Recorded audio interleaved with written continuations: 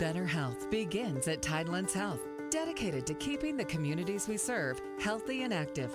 That's why we're proud to present our podcast series, Better Health Radio, brought to you by Tidelands Health. Here's Bill Klaproth.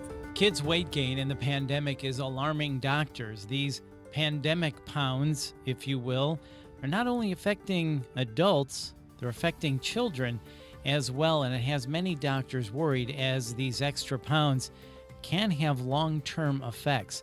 So let's learn more with Dr. Lucretia Carter, Medical Director of Pediatrics at Tidelands Health.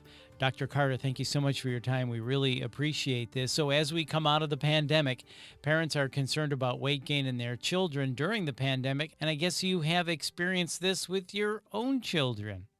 Oh, that is correct. And I'm so happy to address this issue because it is something that's definitely close to me and close to my children. Yeah, so this weight gain is not good. It's not something parents should just write off as, yeah, it happened, I'm not going to worry about it. This can be problematic, these extra pounds. Is that right? That's correct. Sometimes we're not talking about just a pound or two. We're talking about 20, 30, and 40 pounds. And definitely I've seen both of my kids gain up to 60 pounds over this pandemic. So you definitely do have firsthand experience with this. So at what point should a parent be concerned when their child has gained 10 pounds, 20 pounds, 30 pounds? At what point should a parent be concerned? Well, the one thing about children is that they're constantly gaining weight. So gaining weight in and of itself is not necessarily bad. But what we're looking at is the rate of that weight gain. So it's not about gaining 5 or 10 pounds. If you gain that over the year, that may be fine because we're looking at the overall growth as well. But when we're gaining weight in the excess of 10, 20, 30 pounds, then we are jumping ahead in different categories where we're getting to overweight and obesity ranges. Oh, so this is more about sudden weight gain than weight over a longer period of time. Absolutely. So we're looking at that very quick, rapid weight gain over and above what they would normally gain. And then does this affect certain age ranges over others?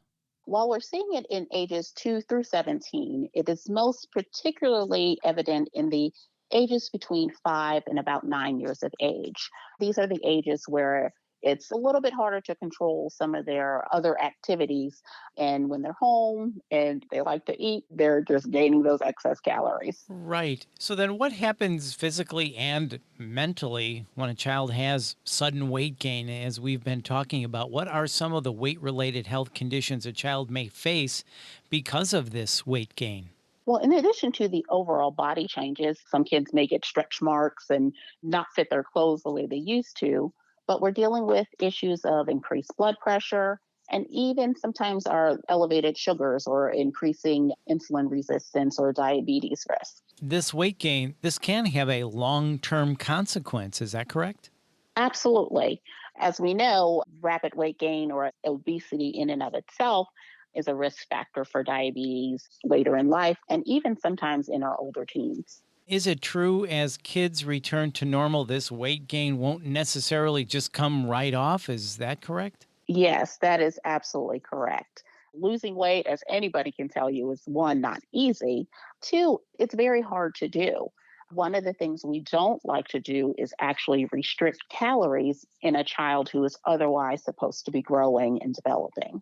Yeah, that's really important to remember. So then how should children go about trying to lose this weight? How can parents help their kids reduce this weight? First thing is really just to not emphasize the word, and we hear the word diet, but talk more about healthy eating and focus the conversations on healthy eating and not their actual weight. Because what we don't want to do is decrease their self-esteem, which they're certainly at risk for lowering with the rapid weight gain, but also promoting otherwise a healthy body image. Some of the things that we can do is increasing our family meals. When we do sit down for family meals, we tend to eat healthier foods rather than quick, fast food, high calorie options. Also asking about, if there are other things going on around that are causing them to maybe not eat as healthy. Sometimes when kids are teased or really overall boredom, which is what we saw a lot of during the pandemic because they're not out and running around, that can lead to other activities like excessive eating. Yeah, really good points. Don't talk about dieting, talk about healthy eating and healthy choices, and make sure you understand exactly what's going on to see if there are other influences as well. Dr. Carter, any other thing we should know about this sudden weight gain in children during the pandemic? We're all looking at trying to return to our normal activities. So sometimes the weight gain itself is just a matter of they haven't been able to do those things like those sports activities that they used to participate in.